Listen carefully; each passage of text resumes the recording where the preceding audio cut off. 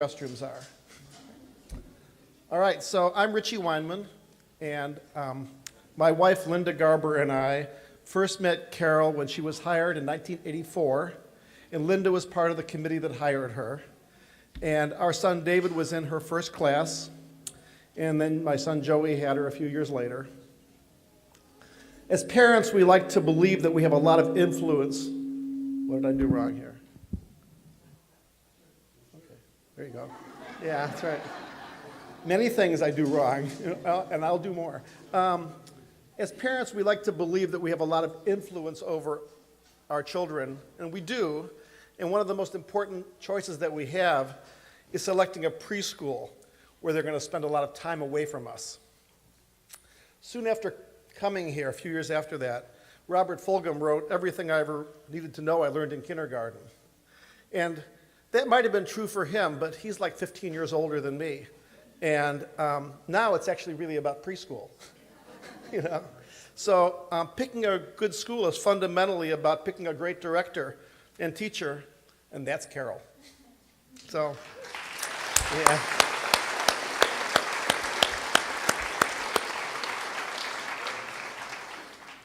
She watched over our kids, taught them good values, important lessons, and taught them about the importance of community. Actually, I don't know why she started becoming a preschool teacher. I never asked her why she chose it. Maybe it's because all those preschoolers are shorter than she is, and it's the only people, yeah, you knew. You knew it. And thankfully, she also exhibited great patience and discretion. I'm sure she learned more about us from our children that we would ever want her to have known about. Anyway, she has been a gift to our community. She's a valued friend. She's chosen family for us. And with her today is her blood family. Her mom, Ruth, is here from Chicago.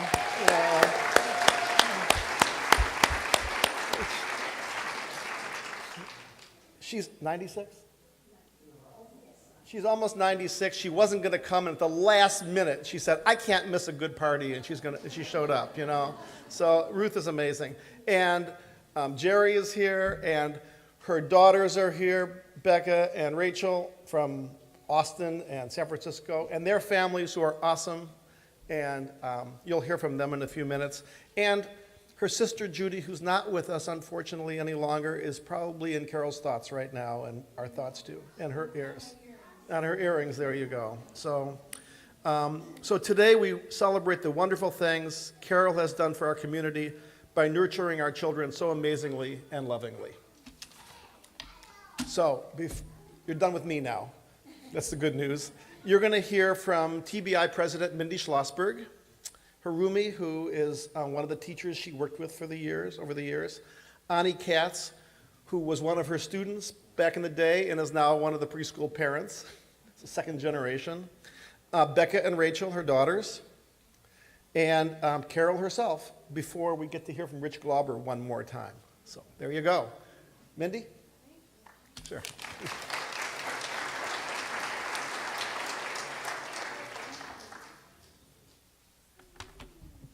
Welcome, everybody. This is an amazing crowd.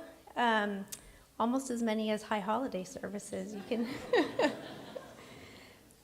So Carole, this is really a testament to you and your career and everything you've done for us here at TBI with the preschool. This room is filled with so much love for you and appreciation. And yeah, okay. But before I offer you a blessing from Rabbi Ruchi, I just want to acknowledge that there's many different groups and constituencies in this room. So if you're a parent of a current preschooler, please raise your hand. Wow, great. If you are a parent of a past preschooler, please raise your hand. Wow, that's a lot. If you are a grandparent of a current or past preschooler, please raise your hand. If you've been a volunteer in the preschool, please raise your hand. If you're a former preschooler, please raise your hand. Wow, there's a lot of you out there. And lastly, if you're a current preschooler, please raise your hand. I know we have a little crowd over here.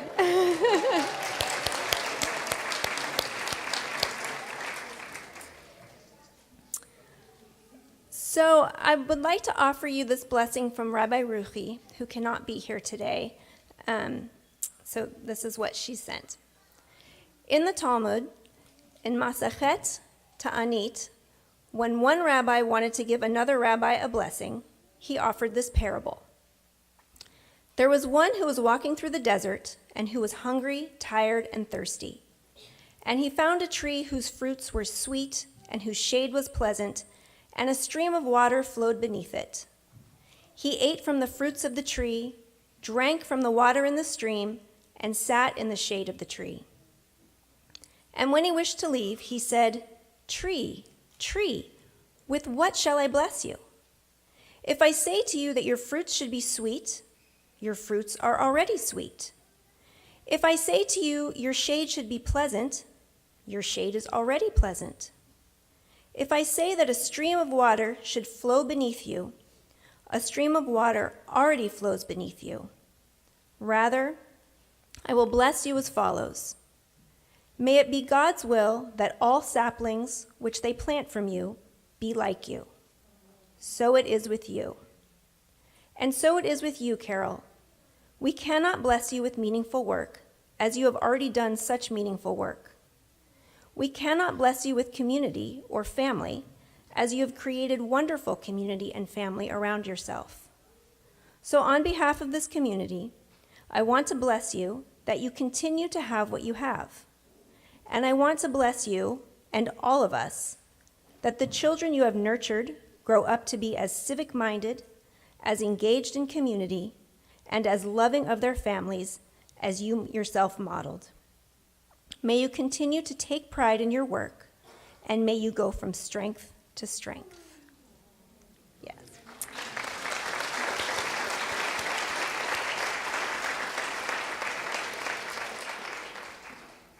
So on behalf of the community, I would like to present you with a sewing machine or a facsimile of a sewing machine that is coming. We heard that you really like to sew and have plans to do that in your retirement.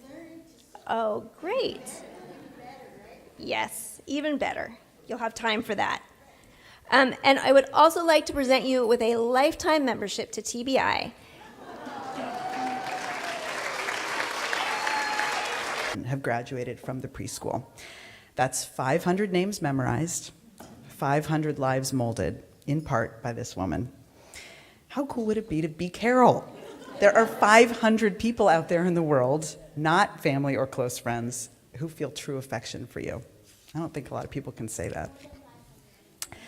My 20th high school reunion is in a couple weeks, and let's just say that I'm really grateful there are going to be name tags there, because even after years of going to school with the people that will be there, I remember very few names from my graduating class. The faces are familiar, but the names have faded over time. But when I look at the pictures from my years at TBI, I remember every single face and every single name. Do you have any idea how much someone's face changes from 5 years old to now? It's a mental feat, and I'm fairly certain the only reason it's possible is because my preschool experience was such a formative one.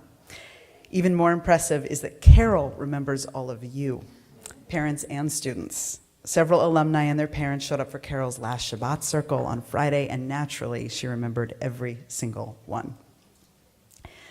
My oldest daughter, May, went through the program. Her friend Delia from those years is still one of her closest friends. Mimi, my other daughter, is in the program now and is so madly in love with it that she actually gets upset when I pick her up early for errands or dentist appointments. I don't think she'll feel like that when she's in 5th grade. I'm watching Mimi go through the same process that so many of us in this room today did. She's learning to express her emotions. She's starting to read. She's writing and drawing and working on amazing take-home projects every single week. There are snack parties and spirit weeks, painted lady butterflies, tie-dye, Wendy the book lady, and music with Rich Glauber. Heartwarming presents the kids create to bring home for holidays like Hanukkah and Mother's Day, Shabbat circle with Carole's stories and Harumi's delicious homemade challah. And this one is reaching a little further back, but it's one of my favorite memories, so I have to mention it because it's playing out there, the circus parade. It's a stereotypical thing to say at a retirement party, but I'm going to do it anyway. You've touched the lives of so many, and according to math, you really truly have. You hold such a warm and familiar place in my heart, and I know that I'm not alone in those feelings. And now as a TBI parent, I know I speak for all of us current and past friends and parents when I tell you that you're somewhere in between a third parent and a loving grandma to all of us. I hope your daughters and your grandchildren haven't minded sharing you with us all these years. You help us through the many parenting hiccups one hits with preschool-aged children. There's a lot of them. I don't know if it's possible to express my gratitude to you for all the ways you've touched my life and the lives of all these children and their parents. We will miss you dearly, but, and this is really important, we're really excited for what comes next. Mazel tov.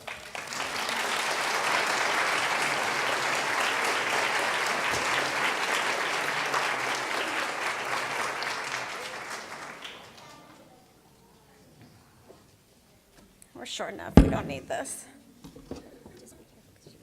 I know. We're feeling a little emotional, so. It's not easy growing up the child of a celebrity. Like Kate Hudson and Chelsea Clinton, you know, we've had to live under the shadow of our famous mother. A trip to the grocery store was never fast, and there was always former preschoolers or parents or just general fans calling out Carole everywhere we went. And when we were young, we felt a little jealous, you know, that our mom was so excited to see these kids that we ran into at the mall or the playground. But as we got older, we just kind of enjoyed the confusion in their little eyes when they realized that Carole did not actually live at TBI. We endured much slave labor as the children of a preschool teacher. Can we move this back a little bit? Washing toys at the end of a school year, testing all the markers over spring break to make sure that they all hadn't run out of ink. While other kids were playing, we were making sure that the school would be ready for another enriching year of preschool. And man, those kids, all of you, many of you, wore her out. There was an unspoken rule at our house. For the first 15 minutes that we were home from school, you didn't talk to mom, you didn't bother her, you didn't whine, you didn't holler at her. And at the time, we thought this was pretty unfair and kind of mean. But in retrospect, and now as parents ourselves, it's pretty brilliant. It gave her just enough space to be able to give herself fully to her own kids after taking such good care of everyone else's. And it really wasn't all bad being daughters of a preschool royalty like my mom. For as long as we can remember, our toy collection doubled on weekends and holiday breaks. She would pack her trunk with the best toys TBI had to offer so we could test them out again and again. There was this awesome construction set. We were trying to remember the name that was like boxes, and you could sit in them, and there was like nuts and bolts and wheels. And I don't know if anyone remembers Chromavision. It was these great watercolor paints, and she even brought the easels home for us to paint on. And of course, we each have service for 20 with all the makeup plates that we made over the years. When we got a bit older and we outgrew the toys, we realized that being Carole's daughter brought us something much more important, this community. When we moved to Eugene in 1984, our family was thrown together with the first TBI families. To this day, these families are the people we met, these people and the people we met through them are my mom's best friends and the core of our family's support network. They've been to our bat mitzvahs, our graduations, and our weddings, and they have quilted and knit blankets for all of our babies. We literally have stacks of them. But what's most important is that in times of crisis, they have wrapped their arms, darn it, around our entire family and done whatever it takes to help, usually without asking or being asked. So as you can see, today is an emotional day for our family. Our mom jokes that she's finally graduating preschool. But as Carole's kids, we've been preschoolers for life too. And while we mourn the loss of an all-access pass to the best toys in town, we're so happy for our mom to have some well-deserved time and freedom. And our kids look forward to more longer visits from Mimi, because if you thought having a preschool teacher for a mom was fun, try having one as a grandma.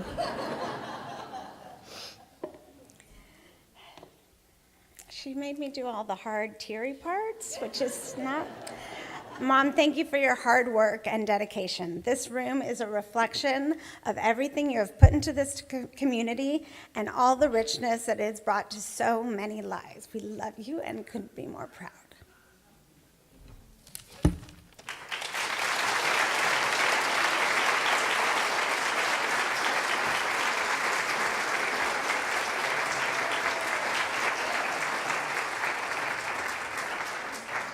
I think I'm up next, but truthfully, I hardly have to give a speech because all you people said all the things that I was going to say.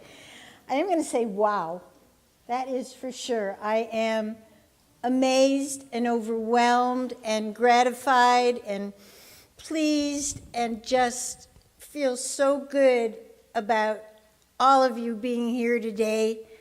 I'm almost speechless, but if you know me, I'm hardly ever speechless. So I'll say a few words, and some of them will be repeats, but some of them not. Also, in my family of origin, we always used to laugh about my grandma and my dad, who never really made a speech. They actually cried a speech. And that may happen today with me. My childhood friend, Bonnie, was a preschool director in Evanston, Illinois at a Reconstructionist synagogue. So we had real parallel careers for most of our lives. She retired a couple of years ago, and when I was telling her about this party, she said, think of it like the celebration of life that everyone should have while they're still alive. And I do feel that. I feel both very celebrated and very much alive. So I'll tell you a little bit about how I got the job. We were living in Berkeley, and in 1983, we had family up here. Our aunt and uncle, now I'll cry, Ed and Lois lived up here, and we always came to visit them. And one day I was sitting in their kitchen, and I was reading the Register Guard want ads, and it said, wanted, preschool teacher for Temple Beth Israel. I thought, wow, we wanted to move to Eugene, and and so, of course, I called them up. But the problem was they wanted somebody in a couple of weeks, and I had a job working at Temple Beth El in Berkeley, and I had a family, daughters, house, responsibilities. So I really remember thinking, well, that job is gone because whoever takes that job is going to keep it for 30 years, and I won't have the opportunity. But I said, I will call you the next time I'm in town. And I called them when we came back to visit at spring break, the day the person they hired in the fall gave notice. So I thought, this is kismet, or in Yiddish, there's the word beshert, kind of means it's your destiny.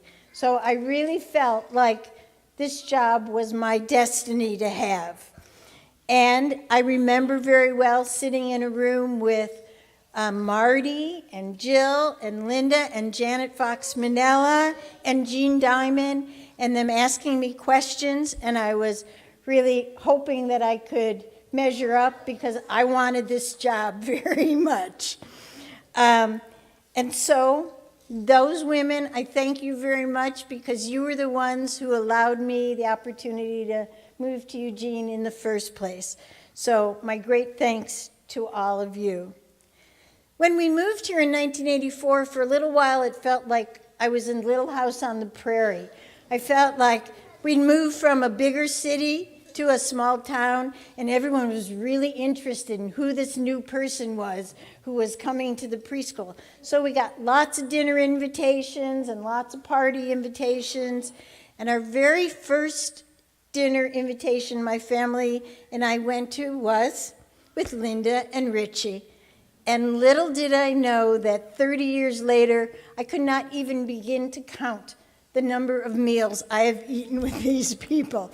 So I thank you very much. You've become such good friends and neighbors, and you said chosen family. And when I say this job gave me more than I gave it, if it wouldn't have been for this job, I wouldn't have met Marilyn Klein Larson. I see you in the back there, and Deborah Kaufman, somewhere, there you are. And through them, I met Jan Lichtenstein and Michelle Miller, and that became the core of my personal group of friends.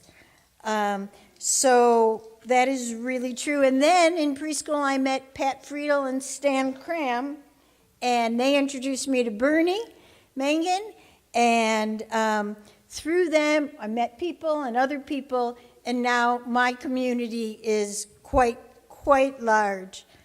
Another thing I bet a lot of you have experienced is making good family friends when your children become friends with somebody. And Nancy O'Connor, I know there you are. Nancy and I became friends when our girls went to Berkeley Montessori together. And the girls aren't really connected anymore, but almost 40 years later, we are. So those friendships you make in preschool, I think, are very, very significant. This is one of the logos of preschool, the tree with the leaves that are heart-shaped. And a mom in the preschool just made this for me last week, and I really quite love it. It actually even is a little nightlight, and it turns, and if I could do it, it turns on.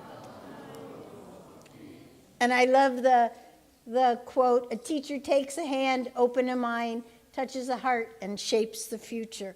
And so I feel like my life is something like this tree, that I have so many branches, and I have so much love, and so I really do feel very fortunate. So if you do any research on early childhood education, one of the most important things about putting together a good school are the people who work there. And when people come to visit our school now, in this building at TBI, that, oh, you have the most beautiful classrooms. They're so spacious. You have the best equipment. You have, this wonderful, adorable little bathrooms that are just tailor-made for children. But I always say to them, that isn't the significant thing about a preschool. The significant thing is who are the adults who are in this classroom. And although somebody else, Harumi, I think, asked all the other teachers to stand up, I really want you to do it again because I want to acknowledge how important you've all been to me. Yuka, Teacher Yuka, Teacher Devin. Okay, Teacher Harumi. I see in the back corner, you're going to have to help me a little bit. In the back corner, I see Ashley and Jesse. They were quite a team. I remember calling Ashley to do a reference for Jesse, and Ashley said to me, well, do you have another job available? I'd like to work there too. And I did.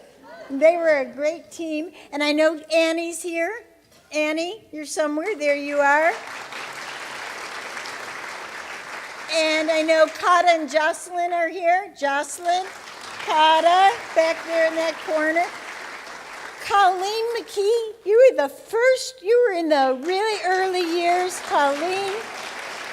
Deborah Weinman, you worked in this classroom. I see Fran over there, Fran Rosenthal. I see you. Stand up. And Barbara Kitterman, of course, Barbara Kitterman.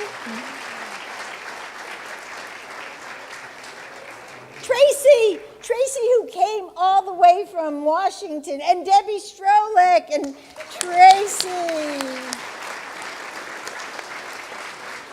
Anybody else? Anybody else? Am I missing anybody else? Well, you are all so important. I must share my success with you, because if it hadn't been for you, I don't think I could have been anywhere near as successful. I also want to give out a shout out to Rich Glauber.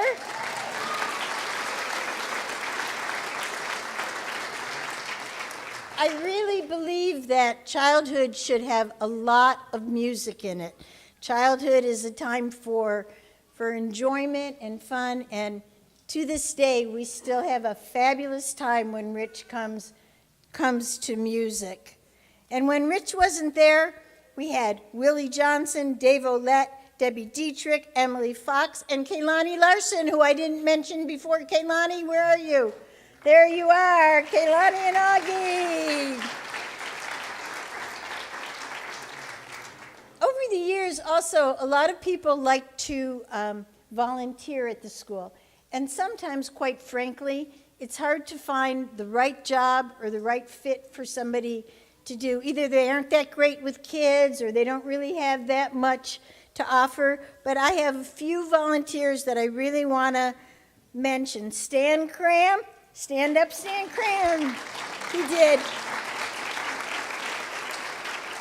Not only did Stan read, but he also did some really fun magic tricks, and the kids all really loved when Stan came to school.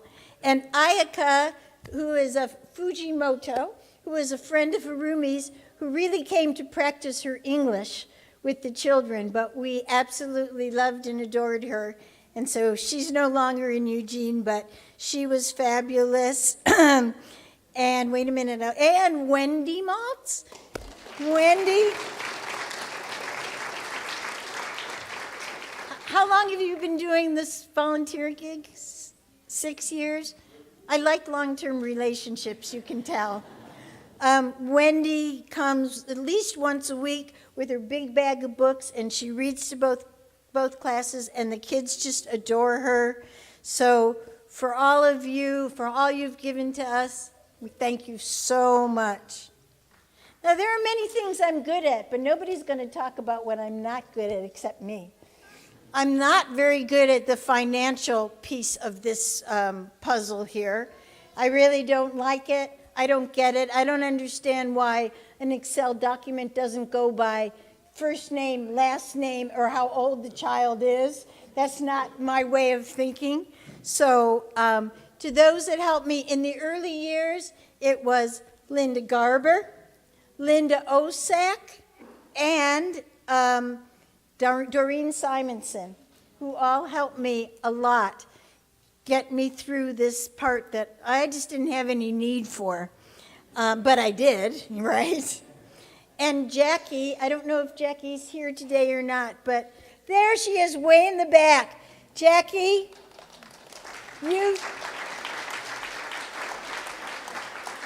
you have saved me many a time when I sent you lists that were all goofy, and you knew that wasn't right, and you got me on the right track.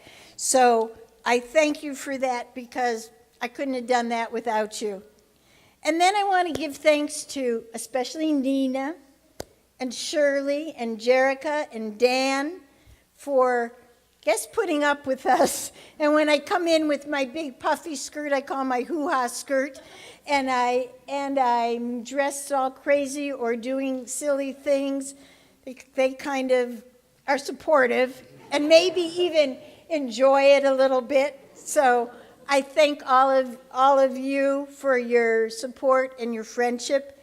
And Wade and Michael, I know you're out there somewhere, but Wade and Michael, I know you're out there somewhere, but when we do that glitter and we make a mess, I'm sure you roll your eyes, but you always are good-natured about it. So I really, really thank you. And then to my own family, who came from Texas, and San Francisco, and I really can't say how much, I got her in another in another paragraph. I can't say how much it means for you to be here with me. And I'm glad even though I made you work, I'm glad I was a fun mom who had access to a lot of stuff. And to Jerry, we're so glad that you're well enough to be here with us, and we appreciate you very much also. So I want to say like a month ago, I gave a talk at TBI called This American Jewish Life, when I talked about growing up. And much of it was about my mom, because she is a great example of a person who has lots of gratitude and positive attitude, and she really is a great role model for me. And you may have heard this before, but until 2 weeks ago, she wasn't coming because she was too old to fly alone. And then about 2 weeks ago, she called me up. She said, "That's ridiculous. I can fly by myself, and I'm coming."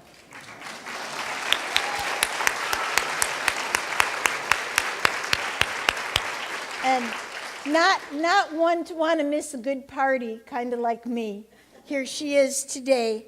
And at the end of that talk, I said, "The apple doesn't fall far from the tree." So, Mom, your tree was very significant, and we're so glad that you are here as well. I hope you get to check out the photo boards. I had a good time making them, although my house was a mess for literally more than a month, with scraps and stepping on glue sticks and all sorts of things like that. But it was really fun. Apologies to anyone who I misspelt your name or got the two siblings mixed up. It was a lot of work, but a great trip down memory lane. And one of the things I noticed about myself, I still have some of the same clothes in my closet I had in 1984. And if they aren't the same, they're really close copies. I'm not wearing my vest today, but you very rarely see me without a vest. And I realized I haven't gotten much wider, thank goodness. I haven't gotten much taller, thank goodness. Not thank goodness, but I haven't. I haven't shrunk too much yet either. And the only thing is, gotten a little grayer. But my heart and my soul and my energy, though a little bit more tired, still feels really, really strong. So I want to say, after 30 years in preschool, what did I learn? Richie and I walk pretty often, and we never even discuss this, but I also have Robert Fulcom's What I Learned in Kindergarten in my mind. But these are like 4 things I think are really important. The first one is be flexible and teach flexibility. It helps if you're a plan B thinker. If you don't always have to have it one way, and at moment's notice you can veer another way, that's really a handy skill to have. And like when folks come and ask, "Do you have a schedule? How do you do this?" I say, well, yes, we have a schedule, but it's really more for the adults than it is for the kids. If we're having a good time, we're going to play. If it's not going well, we're going to stop. So flexibility, I think, is a really valuable life skill. And also talk to each other. Every day somebody comes and says, "He did this, and I want that. And I say, "Did you tell him, right? Did you tell him?" You go talk to the other person. We'll be your backup, but we're not your first line of defense. The first line is that you learn to tell people what you need. So, and then on the flip side of that, of course, is learn to listen. So that's another thing I learned in preschool. Be kind. No matter how old we are, be kind. Because it's a lot easier and it's a lot more productive to be kind. And finally, and I think this is why I could last in this job for 30 years, have fun every day. That we know as adults there's lots of tough stuff to deal with in the world, but again, doesn't matter how old you are or really what you think is fun, If it doesn't hurt others or doesn't hurt yourself, enjoy that little window of time every day to have a break. And don't feel guilty. A lot of us, or some of you, I might say, subscribe to the guilt thing, but not me. I think it's a waste of time. Don't feel guilty. You want to take 15 minutes out of your day to sit and do nothing? That's great. So have fun, be kind, talk to each other, and be flexible. That's what I've learned after 30 years. So I leave with a treasure chest of cherished relationships, a jewelry box full of macaroni necklaces, and a boatload of positive memories. I really can't thank you enough for this honor, for your friendship, for your trust, and for putting on this wonderful event. It will last for me for the rest of my life, and I thank you all so much.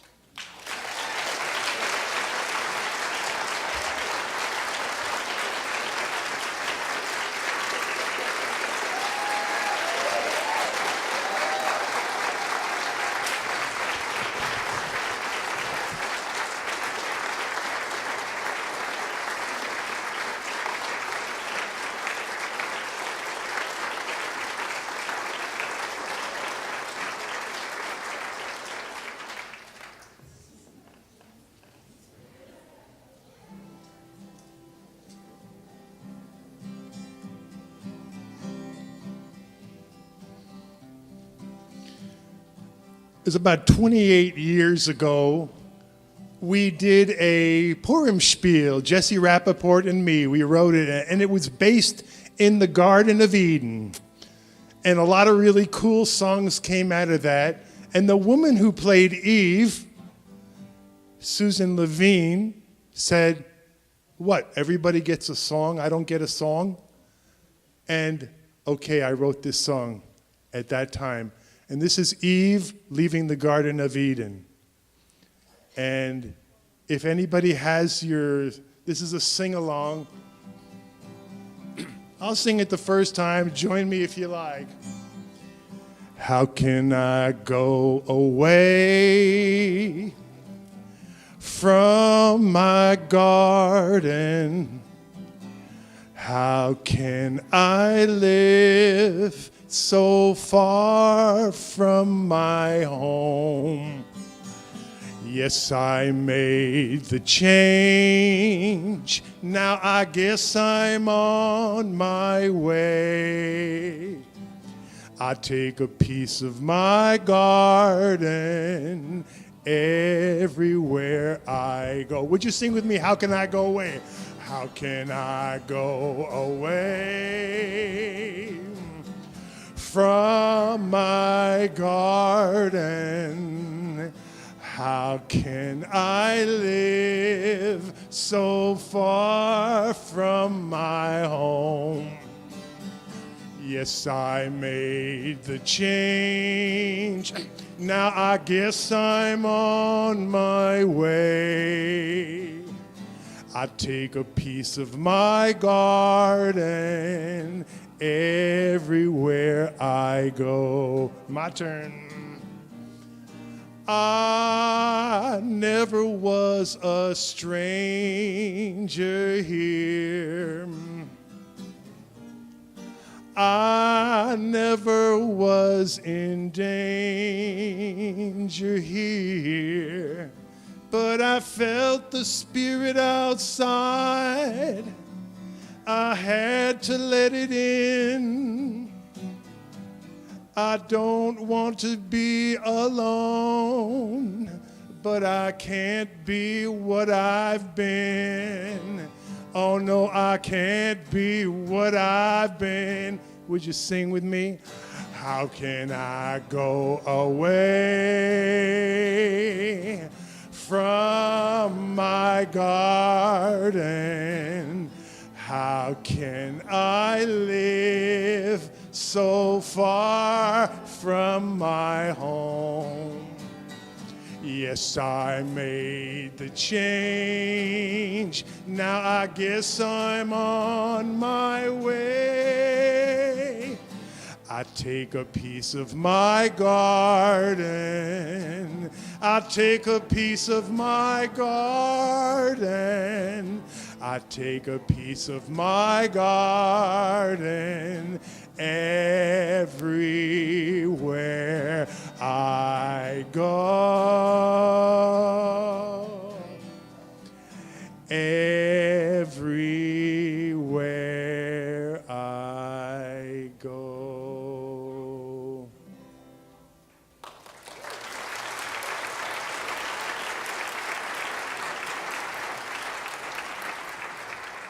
And I've been instructed that I'm supposed to make sure this party gets out into the food section. So I brought my old accordion. Back in the day, 25, 30 years ago, Carole and Rabbi Yitzhak and me, we were all working with the same elder in this community named Sid Skolsky. And so this is like another way that we're tied together. And Sid is the lady who gave me this accordion. So to invoke Sid and the elders, let's soul parade out of here.